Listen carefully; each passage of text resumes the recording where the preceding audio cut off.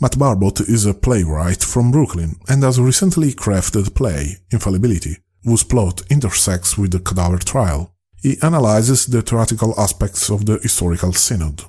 That's interesting. It's interesting to think of the Cadaver Synod as a play in and of itself. Because it is completely orchestrated, right? It's completely controlled. Everything. There's nothing. We often think of courtrooms as very theatrical already. But then if it's all kind of a sham and you're trying a prop, right? A corpse is an inanimate object. It's basically a puppet at that point, right? It's more obviously theatrical. It's more obviously a play. Again, like richly symbolic. You're not just releasing an edict that condemns Formosus. You're literally bringing his body in. You're dressing him up in finery, removing that finery, dressing him in rags, removing the fingers that he used to perform benedictions. That's very richly symbolic. And I think that's it's all very tightly planned, and I think it's the dramaturgy is very successful for the trial. It is evident now that something more than a dead pontiff is undergoing a trial. The very papacy of Formosus is under siege. As we saw, Stephen attacked the Formosus papacy by eating its symbols of power, like the fingers or the regalia. So, as the sentence was pronounced, Formosus was no longer a pope. Actually, he had never been.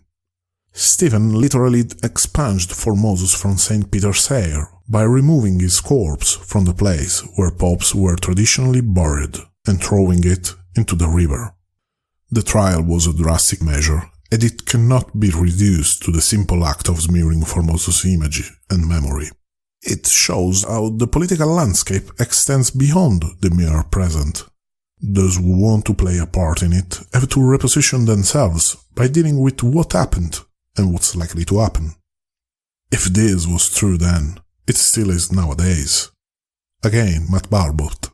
I think we see this sort of thing in, not to make it too current, but we do see this a lot in the specific ways that in our country, in my country, now that politicians kind of make a show of where they are and who they can expect to be friendly to by whether or not they denigrate or praise Barack Obama. Our understanding of current events is determined by the sheer amount of information we can find on modern media, be it false or true reports. The same cannot be said of our comprehension of a trial that transpired over 1 millennium ago. Reliable sources are scarce, to say the least. The remaining recollections of the event came from later commentators, sometimes hostile to the factions in play, sometimes just too far from the action to develop a well-rounded opinion. To us, then, the story of the trial is like a placid lake. We see a bubble here and there, we notice a ripple. We know that something is going on under the surface, but we can only grasp a fraction of it. To get a grip on this situation, we shall approach the problem from a different perspective. Instead of asking why did Stephen erase the papacy of Formosus, we will investigate what he gained and what he lost from acting so.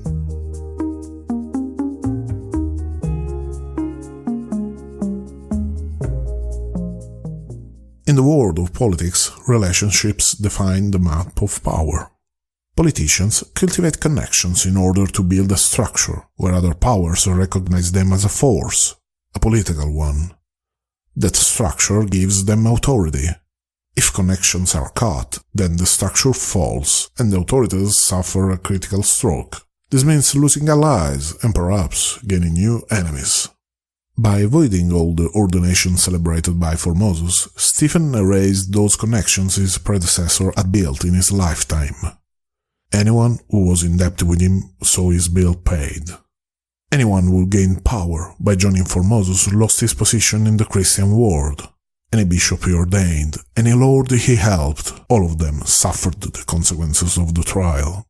The score is set back to 0, even for Stephen. Yes, Pope Stephen.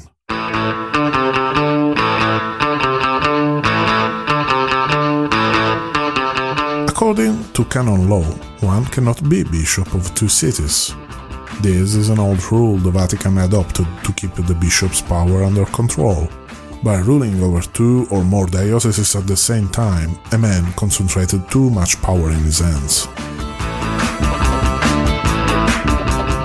Stephen invoked this old rule to contest Formosus' authority. As we have seen, Formosus had been ordained Bishop of Porto first. Then he was elected Pope, that is considered to be the Bishop of Rome. So 2 times a bishop, hence the accusation, the trial, and so on.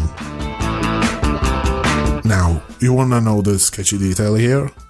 Stephen stripped the Formosus of his papal dignities, because Formosus was twice a bishop, while he, Stephen, was twice a bishop himself. How did this all work out? Well, Stephen had a trick up his sleeves, of course.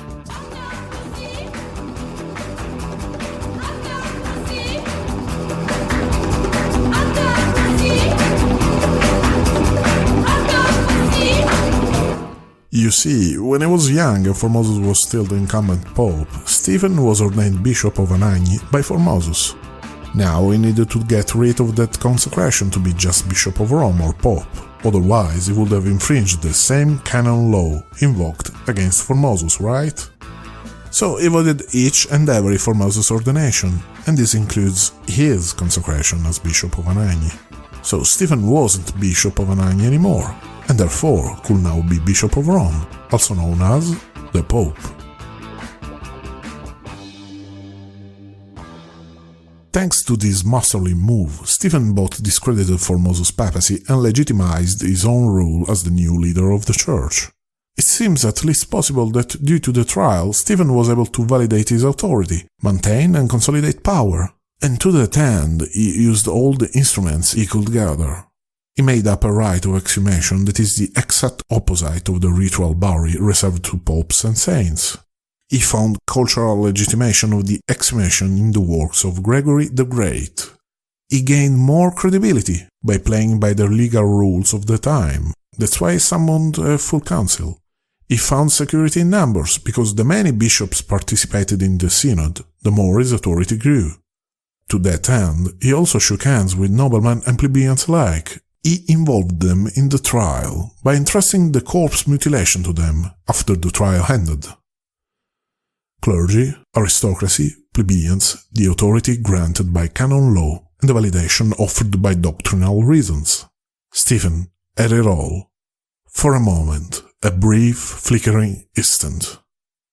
He ended up learning what he proved us, that power is as volatile as the alliance that secures it. The trial and its consequences must have displeased someone unknown, someone powerful.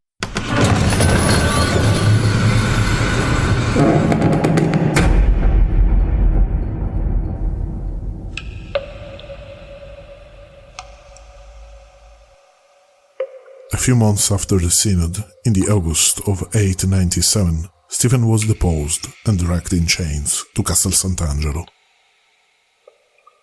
There he died, strangled.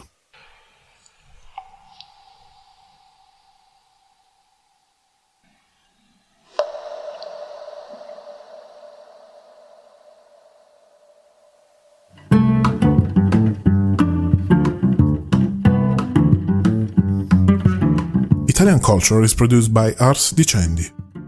Regular episodes come out every 2 Fridays, while extras come out every 2 Mondays.